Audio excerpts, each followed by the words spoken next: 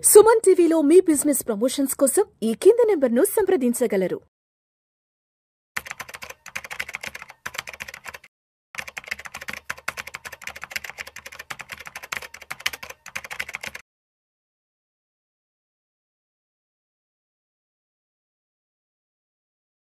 Welcome to Vishnu talks. నేను విష్ణు. ప్రస్తుతంతో పాటు NISM and CRISIL certified wealth manager Revanth Chalamala ఉన్నారు. వారితో మాట్లాడదాం.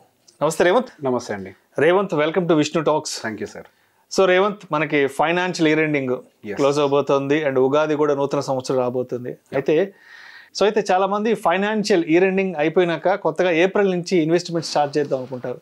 చాలా మంది కొత్తగా స్టాక్ మార్కెట్లో ఈక్విటీ ఇన్వెస్ట్మెంట్స్లోకి వద్దాం అనుకుంటారు. కాబట్టి సో కొత్తగా మార్కెట్లోకి వచ్చే వాళ్ళు, పర్టికులర్గా స్టాక్స్లో ఇన్వెస్ట్ చేద్దాం అనుకున్న వాళ్ళు తప్పనిసరిగా ఎటువంటి ఫ్యాక్టర్స్ని చెక్ చేసుకోవాలి అంటారు? ఎటువంటి ఫ్యాక్టర్స్ పట్ల అవగాహన కలిగి ఉండాలి అంటారు స్టాక్స్లో ఇన్వెస్ట్ చేసే ముందు? సో ఇక్కడ స్టాక్ ఇన్వెస్టింగ్ గురించి మాట్లాడుతున్నారు కాబట్టి ఖచ్చితంగా కొన్ని విషయాలు మనం పాటించాల్సి ఉంటుంది. దానికి సంబంధించి ఒక 10 విషయాలు మాట్లాడతాను నేను. సో ఇక్కడ స్టాక్ కొనటము అన్న విధంగా కంటే కూడా మనం ఒక పోర్ట్ఫోలియోని కన్స్ట్రక్ట్ చేస్తున్నాము అని ఒక మైండ్ తోటి ఆలోచిస్తే ప్రాపర్ పికింగ్ అనేది జరుగుతుంది అనమాట.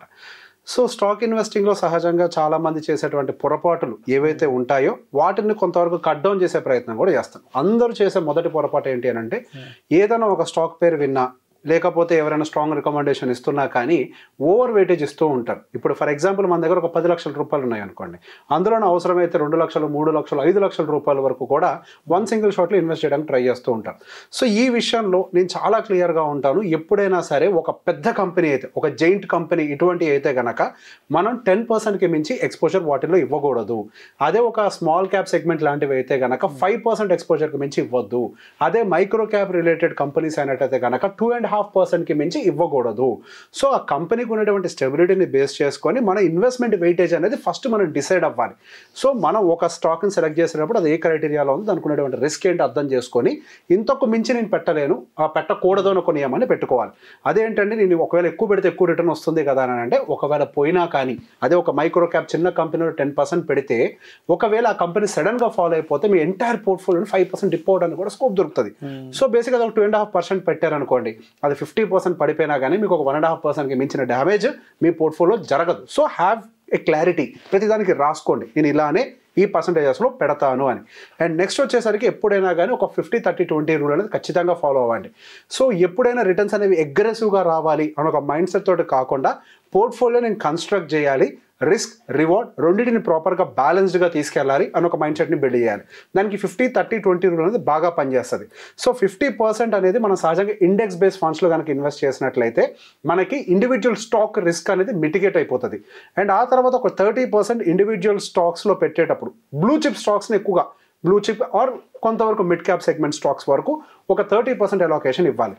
మనం బాగా రిస్క్ చేయాలనుకుంటాం కదా, ఆ రిస్క్ని 20% ఆఫ్ ద స్టాక్స్ తోటి మాత్రమే చేయాలి. అంటే మనం 20% ఒక 2 లక్షల రూపాయల క్యాపిటల్కి మించి మనం చేయకూడదు. అండ్ గెయిన్ ఈ 2 లక్షల రూపాయలు కూడా 10 లక్షల్లో చెప్తున్నాను ఎగ్జాంపుల్ నేను, ఆ 2 లక్షల రూపాయలు కూడా వన్ సింగిల్ స్టాక్ అలొకేషన్ ఇవ్వకూడదు. ఆ 2 లక్షల రూపాయలు కూడా ఫస్ట్ రూల్ని ఏదైతే చెప్పానో దానికి అనుకూలంగా డివైడ్ చేసి 20% క్యాపిటల్ తోటి మాత్రమే మనం రిస్క్ని చేయాలి. అండ్ ఇవి కొనేటప్పుడు మరికొన్ని విషయాలను గమనించాలి. ద బేసిక్ థింగ్ మనం ఫాలో అవ్వాల్సింది ఏంటి అని అంటే, ప్రైస్ టు ఎర్నింగ్స్ దానికి ఎలా ఉన్నాయి, పిఈ రేషియో.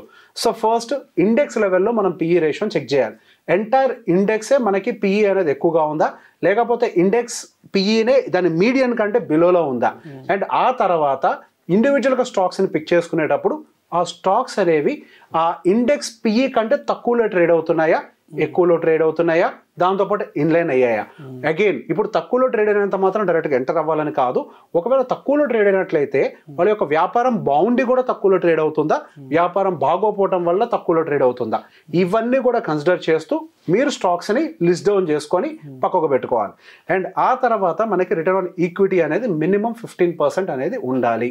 అంటే ఫర్ ఎగ్జాంపుల్ ఇప్పుడు ఒక కంపెనీ యొక్క సైజ్ ఒక 100 కోట్లు అనుకోండి, అండ్ వాళ్ళు కనీసం ఒక 15 కోట్లు 20 కోట్లు ఆ మాత్రమన్నా వాళ్ళు రిటర్న్ ఆన్ ఈక్విటీ జనరేట్ చేయాలి. ఇప్పుడు మన స్టాక్ మార్కెట్లో పెట్టుబడి పెట్టేటప్పుడు ఒక 6% రిటర్న్ 7% రిటర్న్ కోసం కాదు కదా పెట్టుబడి పెట్టేది. డెఫినెట్గా ఒక 15% రిటర్న్ ఆన్ ఈక్విటీ అని ఉండాలి ఆ కంపెనీకి. సో అక్కడ మనం చూసేటప్పుడు స్టాక్ పర్సంటేజ్ రిటర్న్ ఎంత ఇచ్చిందని చూస్తాం. ఆ స్టాక్ పర్సంటేజ్ రిటర్న్ అనేది దేని మీద డిపెండ్ ఉంటుంది, ROC అంటే మనకి రిటర్న్ ఆన్ ఈక్విటీస్ మీద ఎక్కువ డిపెండ్ అయి ఉంటుంది, ROEs మీద. సో రిటర్న్ ఆన్ ఈక్విటీ బాగుందా లేదా ఫస్ట్ మనం నెక్స్ట్ చెక్ చేయాలి. ఆ తర్వాత డెట్ టు ఈక్విటీ ఎంత ఉంది, అంటే వాళ్ళ ఈక్విటీతో కంపేర్ చేస్తే వాళ్ళ యొక్క అప్పులు ఎంత ఉన్నాయి, వాళ్ళ యొక్క ఈక్విటీతో కంపేర్ చేస్తే వాళ్ళ యొక్క అప్పులు అంటే ఆస్తులతో కంపేర్ చేస్తే అప్పు ఎక్కువ ఉంటే ఏమవుద్ది, జనరల్ థియరీ దివాలా తీస్తాం మొత్తం రోడ్డున పడతాం. సో బేసిక్గా ఇది కూడా మన కంపెనీల విషయంలో అప్లై చేసి చూడాల్సిందే ఖచ్చితంగా. సో డెప్ టు ఈక్విటీ అనేది 1 కంటే బిలోలో ఉండాలి. మీరు ఎక్కడ ఓపెన్ చేసిన screener.in ఇట్లాంటి వాటన్నిటిలో కూడా ఈ రేషియోస్ని చూపించేస్తుంది, అక్కడైనా చెక్ చేసుకోవచ్చు. అండ్ దాంతోపాటుగా అన్నిటికీ ఆయువు పట్టేంటి, దాని యొక్క సేల్స్. దాని యొక్క సేల్స్ వీక్గా ఉంటూ స్టాక్ పర్ఫామ్ చేస్తుంది అని అంటే ఎవరో మ్యానిపులేట్ చేస్తున్నారని అర్థం. సేల్స్ స్ట్రాంగ్గా ఉన్నాయి అని అంటే గోయింగ్ ఫర్దర్ కూడా వాళ్ళు అదే ఒక ఫేజ్ని మెయింటైన్ చేస్తారు. సమ్టైమ్స్ జంప్ రావచ్చు, సమ్టైమ్స్ స్లో రావచ్చేమో, కానీ ఒక ఫేజ్ని మెయింటైన్ చేయాలి. అలా కనీసం వాళ్ళు ఒక 10% ఇయర్ ఆన్ ఇయర్ వాళ్ళ యొక్క మార్కెట్ షేర్ని పెంచుకునే ప్రయత్నం చేయాలి. సేల్స్ ఇంక్రీజ్ అవ్వాలి, రెవెన్యూ ఇంక్రీజ్ అవుతుందని చూస్తూ ఉంటారు. రెవెన్యూ ఇంక్రీజ్ అనేది ఇన్ఫ్లేషన్ వల్ల కూడా జరుగుతుంది. కాబట్టి ఇక్కడ క్లియర్గా చెప్తున్నా సేల్స్ ఇంక్రీజ్ కూడా జరుగుతుందా లేదా, ఇన్ టర్మ్స్ ఆఫ్ యూనిట్స్ కూడా ఎంత పర్సెంటేజ్తో గ్రో అవుతున్నారు, ఇది కూడా మనం చూడాలి. అది మినిమం 10% తోటి గ్రో అవ్వాలి ఖచ్చితంగా.